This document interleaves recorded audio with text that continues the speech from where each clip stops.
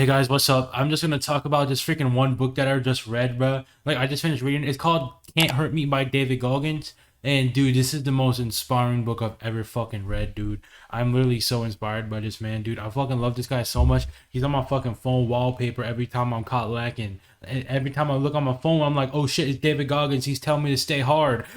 But anyway, I'm trying to read this book and I just finished reading it. I read it within like my commutes to class and to home, and I read it like I either listen to like some like Joe Rogan podcast, or I'm gonna be listening to some music, or I'm going to be reading the David Goggins book. And I just finished reading it. It took me like a couple weeks to read it because I don't read every day. But dude, this guy, his fucking story is an absolute game changer.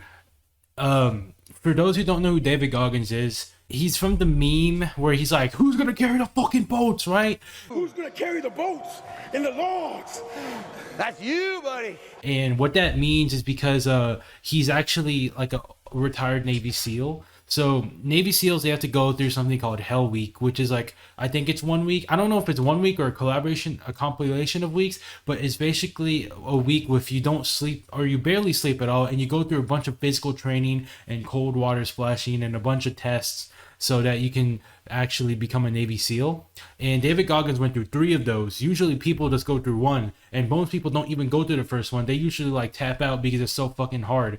And during the Hell Week, they have to carry boats. Like they're all in teams together, and they literally have like in between physical training where they're literally carrying boats, like actual boats, because they're going to be on the boats to do like sea training. So that's like what it's referencing, like, who's gonna carry the fucking boats? And like his buddy's like, that's you, buddy. Who's one more to carry the boats? You're gonna do it. You're gonna do it. You're gonna do it. You did it. Yeah.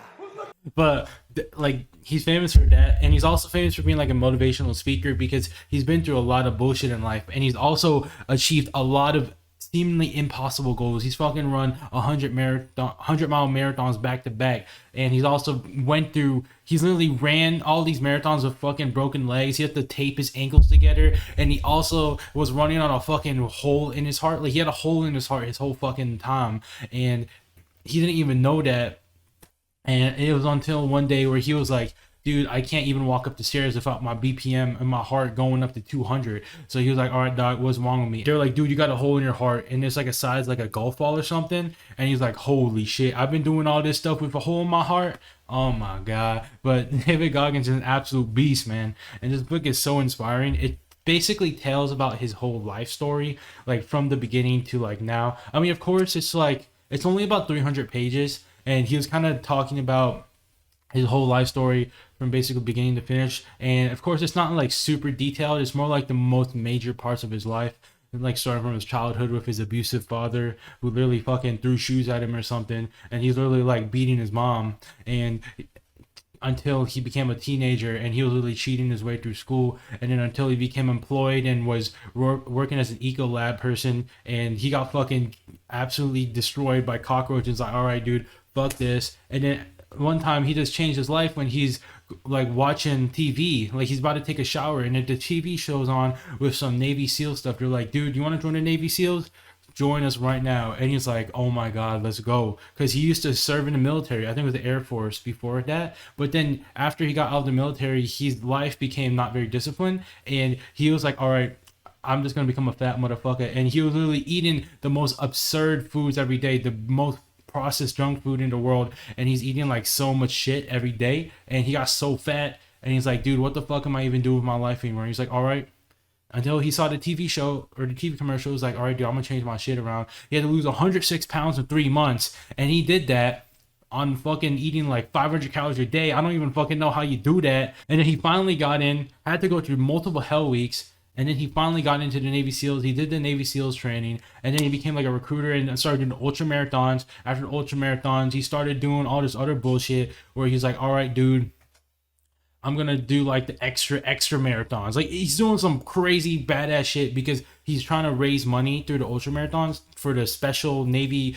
operations like charity or something. But it's basically to support families from those who like basically suffer in like Navy wars or Navy attacks, because it happened after like this one I think it's called Operation Red, but it's basically a bunch of Navy SEALs went there, but they didn't know they got ambushed and they all got fucking killed except one guy. And that one guy there, he made the movie like Lone Survivor because he was like the one guy that lived that whole brigade. But David Goggins has done so much like money raising just by doing all these ultra marathons just so he can support those families. It's super like charitable and virtuous, and I have a lot of respect for him. And then he also did the fucking pull-up record. I mean, I think it's broken now, but he failed on that shit like 3 times until he finally got it because his hands, the palms, because when you're trying to do pull-ups, a lot of the tension is within like the hands because like there's a lot of friction between the bar and the hands when you're doing a pull-up, and he had to do 4,000 like 61 or 4,081, I forgot, but he's like literally halfway through, his hands are fucking tearing up. Like, dude, seriously? This guy is literally the hardest man to ever live, and I was just reading the final chapter just now, and it's basically a chapter about like a post story about his life. He's basically like a wildland firefighter where they basically contain huge wildfires by digging holes around the fires or digging trenches so they don't spread. And he's literally doing that for $12 an hour, jumping out of planes and shit, going out of sleepless nights, and that's his life right now because he's not in the military anymore. And he's also doing like running and shit too, but he left like a really important message, I think. And he said, what if? That's what the chapter was called. It's called What If, because the final words in the book were what if. And it's basically a question where you don't know what you're capable of, and you can do a lot more than you think. And anything you think is impossible, if you just go at it, it's gonna seem like it's a lot less impossible. And I really like that message where, you know, you got to give everything your best shot. You got to give everything a shot.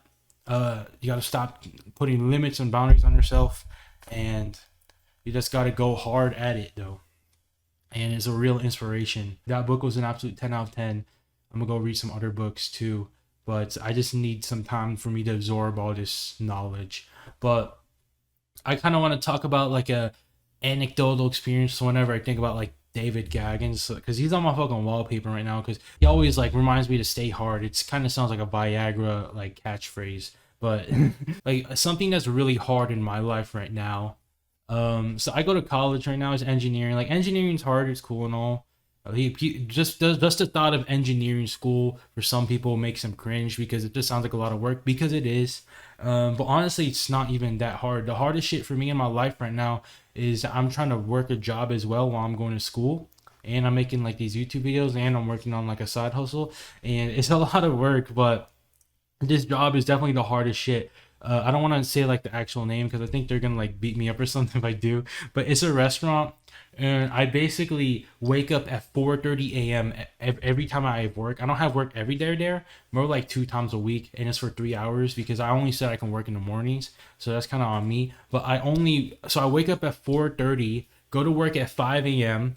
and work until 8 a.m. And what I am responsible for is like basically doing storage unit like fixing around with like the boxes and shit, and like the boxes of food and like packages, they are so fucking heavy. Like we're talking 20 to 50 pounds of weight. I mean, in the gym 20 to 50 pounds doesn't like sound that much, but when it's actual boxes, that shit is fucking heavy because these boxes are like huge compared to like small ass dumbbells. And I'm like, dude, I don't have any grip either, so I have to use like more strength than I'm used to actually like lift these boxes around, and I'm doing that for 3 hours fucking straight, dude, no breaks. Okay, maybe I have like a little break here and there, but like I'm going hard at it. And there's this one particular section I have to do 3 like areas where I have to put away boxes. So one of them is a dry storage. It's pretty normal room temperature. That one's the most chill, and I start off with that one, and that one takes me like an hour to do. Like it's also exercise too, so it's like a first workout of the day. And then the second one is a refrigerator. It's a huge refrigerator room. I mean, it's not huge, but I guess it's like the size of this room, but maybe like by half. And it's basically where all the food goes. That's not like you would refrigerate food there. and I have to put the boxes on there. That one's not that bad. The air temperature there is only like 30 degrees Fahrenheit. It's pretty chill. But the worst part is the fucking freezer. Oh my god, dude, the freezer is so fucking cold. It's negative 10 degrees Fahrenheit. That's like the worst winters ever in like Russia. And I'm fucking in there. It's a freezer room, and the surface of the floor is so fucking slippery that I have to be really careful. Like I have to wear like non-slip shoes when I'm working in these restaurants. So like that really helps. But one time I fucking slipped so bad when I was working, like doing the heavy boxes, heavy lifting in that small ass fucking room with a bunch of frozen icicles on the fucking walls and shit. I slipped and I fucking that kind of hurt me a bit, but I didn't get injured, thankfully. But like whenever the people come in to like drop the boxes, because a truck comes in to drop all the storage boxes in the rooms, they fill these motherfuckers up to the brim. So the room is literally packed in, and I have to like you know, like go in a little bit to the back so I can start from the back and start unpacking it there. And the freezer though, that shit is fucking packed, and there's a little ramp that goes up, and there's this huge fucking wall of just shit that I gotta unpack. And these boxes are all heavy as shit as well. These are the heaviest boxes. The other two rooms, those boxes aren't that heavy. I think the heaviest is like 40 pounds. These boxes here are literally go up to like 60 pounds or some shit. I know I said 50, but it feels like it's 60 pounds. And these are some fucking frozen shit. So there's like French fries, tater tots, and like frozen chicken, and I have to fucking put that shit on the shelves, and it is so fucking cold in there, dude. And every time I open up that freezer room, I'm like I feel like David Goggins, when, because David Goggins, he's like known for his running, and he literally counts in the morning that he looks at his running shoes when he wakes up first thing in the morning, and he's like, dude, I do not want to run today. But he's looking at them. He's staring them down for like 30 minutes sometimes. And that's what I fucking feel like. I'm just looking at the room and I'm like, dude, not this shit again. Like, I'm like, oh shit, here we go again. And I'm like, all right. After like looking at the fucking freezer room for a bit, and I got to do all the heavy lifting in this cold ass room at negative 10 degrees Fahrenheit air, I'm like, all right, let's fucking go. And I go at it. And I go in, do the heavy lifting, clear out the room, and after like 30 minutes or so, I get it done. And that's the hardest shit for me lately, is doing that job. And I feel like it's for $15 an hour right now. And I'm like, every time I do it, I'm like, $15 an hour to suffer like this. But it feels really good right afterwards. Like I feel fucking amazing after I get everything done, because I'm the only person responsible for like handling all the boxes, and I'm literally doing this shit before anybody's even fucking awake. So this is fucking sucks ass. But I have a lot more respect for people that work in restaurants and shitty jobs like this, because I think this job is, dude, like every one of my coworkers are fucking weed smokers and shit, just so they can cope with this shit ass job. But honestly, I feel like my job is so bad, like, because I had to do a bunch of training. Like I've only been working this job at a month now, and I did a bit of training around all the stations, and so I have a bit of experience with like most of the stuff. Like the most chill part of like the whole job is like cooking. Like I like cooking, but me putting away the boxes, that shit is the hardest shit. I feel like I have the hardest job out of all of them, but I don't want to be like super prideful about that, but it's super fucking annoying. But that's kind of like my feeling of hard shit I got to do. I feel like David Goggins. Also trying to do my weight loss stuff. But yeah, this book, Can't Hurt Me by David Goggins, is an absolute motivational fucking amazing book ever. And yeah, if you guys feel like you're feeling soft, not really doing a lot of hard shit in your life, go read this book and you'll be like, all right, I gotta go harder, because that's kind of my realization right now. And I just literally worked out like that for 3 hours a day, but I'm like, all right, dude, fuck it. I got like 10,000 steps in as well, and I did that shit. But I'm like, all right, dude, I think it's time to do another workout. So I'm gonna go work out now. All right, see you guys.